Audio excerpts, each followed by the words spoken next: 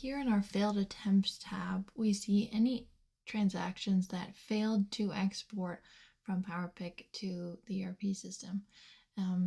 For the technical PowerPick users, that means that the export state type is 5, which means there was an error.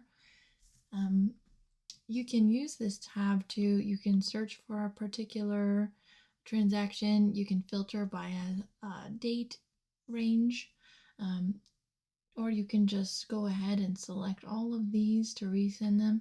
Let's just try resending a couple here to see what happens.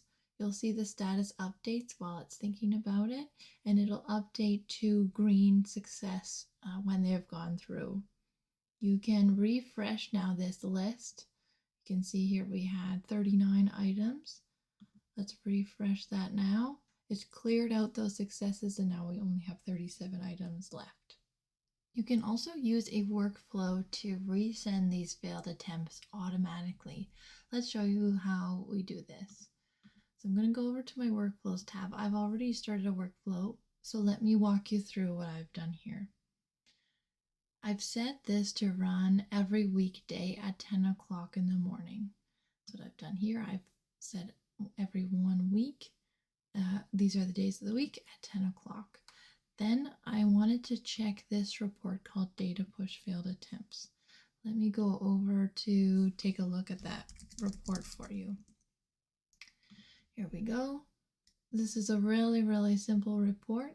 You'll notice if you watched the previous video, this is that 37 items that we saw, which are from the failed attempts tab.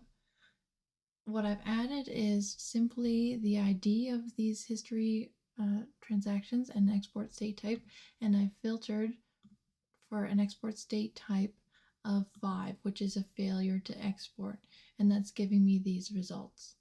Back to my workflow, I have it checking that report to see if there are any rows in that report, so rows are greater than 0.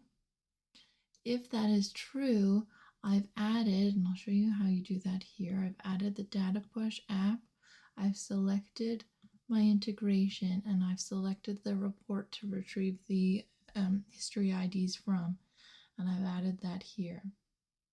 I'm going to remove this because now I've duplicated it twice. This is currently inactive, but once I activate it, it's going to show me when it's going to run next.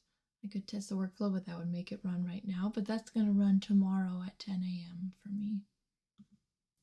That is a simple way, if you have errors in the system and you don't mind them just resending automatically, just set that up and it'll run on a daily basis if you set it up the way I did here.